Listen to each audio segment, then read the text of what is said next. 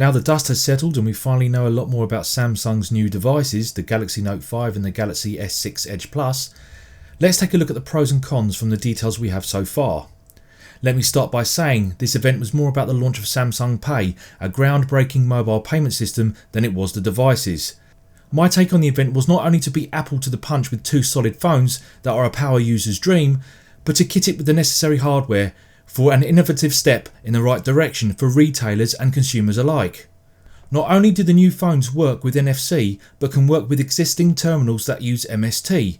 That's magnetic secure transmission, putting their technology miles ahead of any other company, making this the biggest game changer until Android and Apple Pay eventually catch up. Okay, so what about the new mobile phones? Both the Note 5 and S6 Edge Plus share the same specs, except the Note 5 comes with the invaluable S Pen. The screen is a mighty 5.7 Quad HD Super AMOLED, 2560 by 1440 at 518 ppi. Has a Samsung Exynos 7420 octa-core 64-bit processor, 4 gigs of RAM, 16 megapixel rear camera with optical image stabilization, and a 5 megapixel at the front. Fast wireless charging is inbuilt, and it can go from empty to full in 2 hours. My personal opinion is I'm not against the new glass look of the Note 5. I happen to quite like it. Okay, you can't access the battery, something I would have still preferred, but it wasn't the end of the world, as I tend to carry enough EE power bars to keep me going, and there's always my Gear S smartwatch. My issue is releasing a smartphone that once had the capability of having a micro SD slot, then only making a 64 gig version rather than a 128 gig one. The latter is shown on Samsung's website, only to be pulled shortly after, admitting it was a mistake. No shit, Samsung. Dangling the proverbial carrot, the rumour mill is that Samsung will still eventually release a 128 gig model at some stage.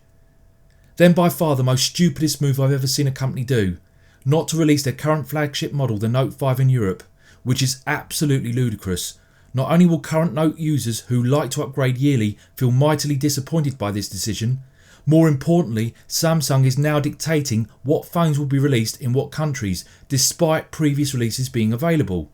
This unconventional marketing will undoubtedly lose them support and custom in Europe, and push the Note users to Apple or another Android model, and it won't be the S6 Edge Plus. Even if Samsung do eventually sell the Note 5 or a Note 6 when Samsung Pay becomes available, my opinion is the damage has already been done.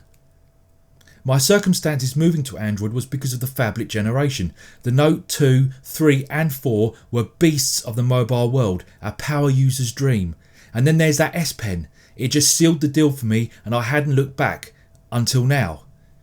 But when any company starts to change strategy, where suddenly a product you happily purchased yearly is no longer available in a country it once was, it's very difficult to want to support a brand, let alone that company. So what are your thoughts on Samsung's reveal and strategy? Leave a comment below, and please like and subscribe to my channel. Until next time.